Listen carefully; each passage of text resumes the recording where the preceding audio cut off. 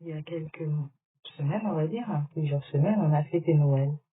Mais c'est quoi finalement la lumière de Noël? Vous vous rappelez Jésus qui a donc guéri un aveugle, lui mettant de la boue sur les yeux en l'envoyant se laver les yeux dans la piscine du Siloé. Alors, finalement, cet aveugle a été exclu du temple, de la maison de prière. Pourquoi l'aveugle a-t-il été exclu de la maison de prière? Parce qu'il a dit que son guérisseur, Jésus, est un prophète.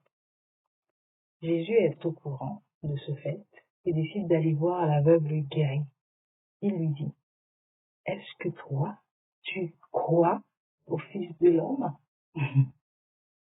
Cette personne anciennement aveugle, donc l'aveugle guéri, répond, Seigneur, qui est-ce? Je veux croire en lui. Bon, eh bien, tu le vois, celui qui te parle maintenant, c'est lui. Moi qui te parle maintenant, c'est moi. Seigneur, je crois. C'est la réponse de cet homme guéri qui se met donc à genoux devant Jésus.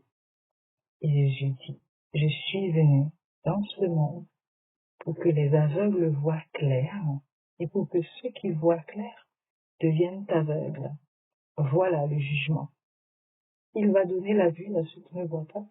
Il va enlever la vue à ceux qui voient. Vous imaginez que personne ne peut comprendre une telle affirmation. Et donc, les autres qui sont en train d'écouter Jésus, quelques pharisiens qui étaient là, demandent alors donc à Jésus, est-ce que nous sommes aveugles, nous aussi? Jésus leur répond, si vous étiez aveugles, eh ben, vous ne seriez pas pécheurs. Mais en fait, vous dites, nous voyons clair, nous voyons clair. C'est pourquoi vous restez les pécheurs. Jean chapitre 9, verset 35 à 41. Eh ben oui, aucune humilité, ils pensent vraiment qu'ils savent tout, qu'ils comprennent tout. Ben voilà. Du coup, voilà.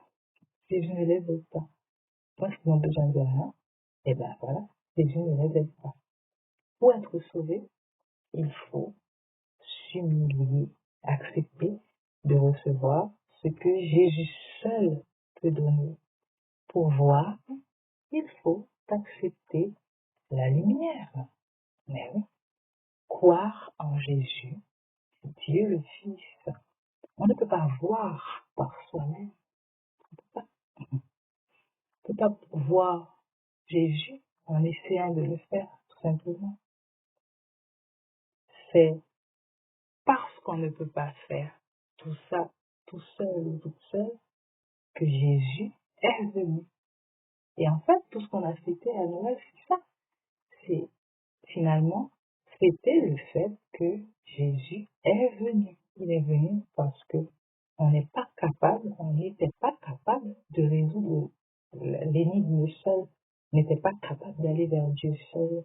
Jésus est venu pour pouvoir tracer le chemin vers Dieu. Voilà. Merci Seigneur d'être venu.